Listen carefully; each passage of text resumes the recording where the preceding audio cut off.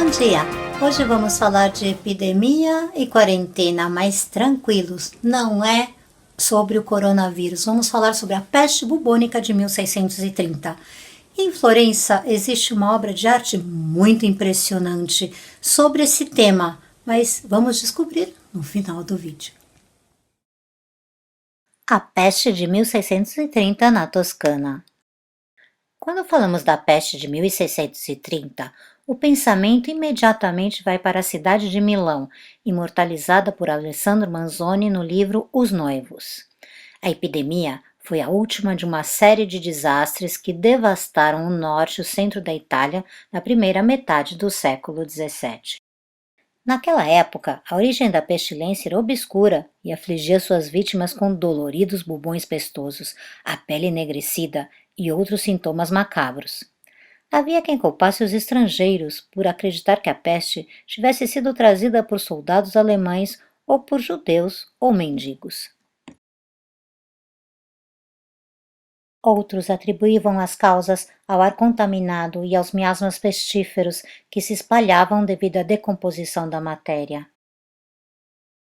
O médico Alessandro Tadino, oficial da saúde de Milão, escreveu que em 1630 uma conjunção de Saturno e Júpiter havia levado à propagação da doença fatal. A própria palavra influenza está ligada à ideia de que as estrelas têm uma forte influência nas estações do ano e, portanto, na saúde das pessoas. No entanto, como não existia uma cura, a disseminação de epidemias era combatida com o isolamento e a quarentena. Isso não te parece familiar?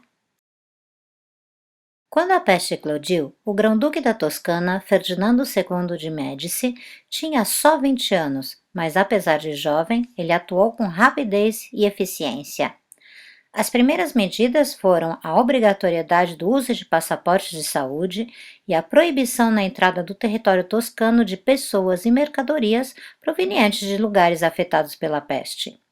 Infelizmente, também entraram nesta lista os suspeitos de sempre, ou seja, os ciganos, mendigos e judeus, que eram considerados fontes potenciais de contágio.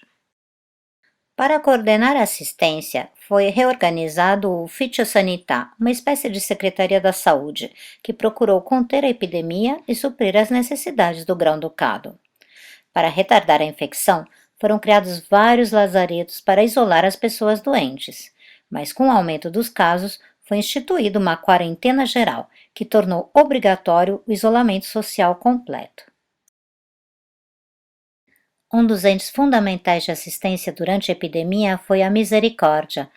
Essa instituição, criada em 1244, estava encarregada de transportar os doentes ao lazareto e coletar os corpos dos mortos empilhados nas ruas para enterrá-los.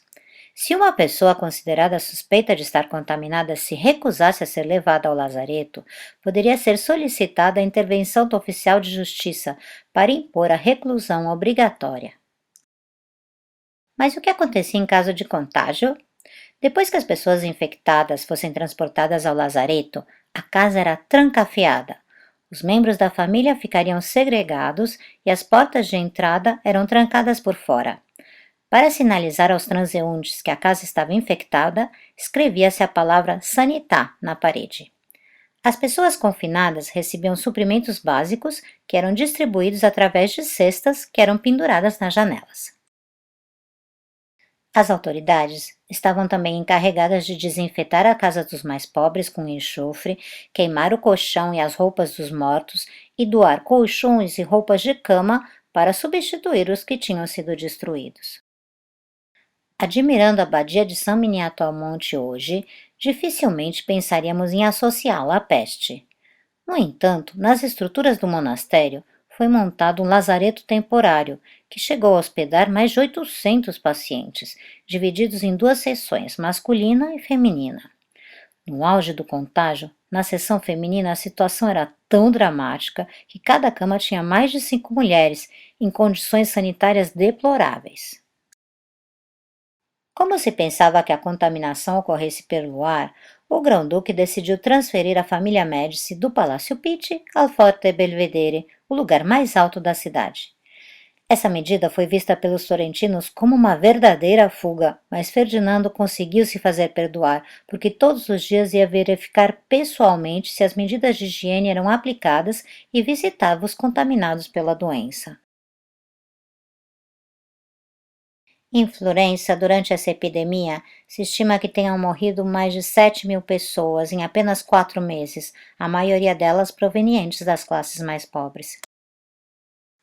A caça ao possível agente contaminador estava na ordem do dia, e por isso em Florença decidiram recluir à força os mendigos em uma estrutura. Havia também quem especulasse sobre o medo. Uma crônica da época relata que em San Geminiano os guardas encontraram a fechadura de um dos portões da cidade cobertos de excrementos, literalmente uma grande quantidade de merda, com uma placa ao lado que dizia: "Na próxima vez encontraremos uma maneira de empestear as chaves, por isso cuidado com o azar." A cidade de Siena era governada por Dom Matias dei Médici, irmão de Ferdinando II. Matias fechou prontamente os portões da cidade e estabeleceu um cordão sanitário muito rígido, que funcionou muito bem. Além das medidas de precaução, foi decidido colocar o monograma de San Bernardino da Siena acima de cada porta da muralha da cidade.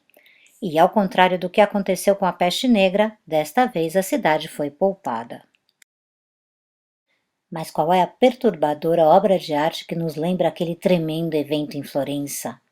É o Teatro da Peste, realizado pelo artista de cera siciliano Gaetano Zumbo, encomendado por Cosimo III e atualmente preservado no Museu da Spécola. O trabalho faz parte dos chamados Teatros do Tempo. Zumbo se distingue pelo realismo violento e mórbido de suas representações, como a cena do coveiro, que acumula pilhas de cadáveres, alguns em avançada fase de decomposição. Não foi à toa que Zumbo, além dos Médici, teve um outro grande admirador, o Marquês de Sade. Depois dessas terríveis descrições, acho que vai ser mais fácil aguentar a quarentena. Então, eu queria dar umas dicas para vocês. Quem tiver interessado no tema, em Florença tem o Museu da Misericórdia, muito interessante, e também o Museu da Spécola. E eu estou aqui para acompanhar. Meu nome é Kátia Martinez, eu sou guia de Florença. Nas redes sociais vocês me encontram como Kátia Florence Guide. Os desenhos e as ilustrações, a mascote Fiorino, foram feitas por Simone Frasca.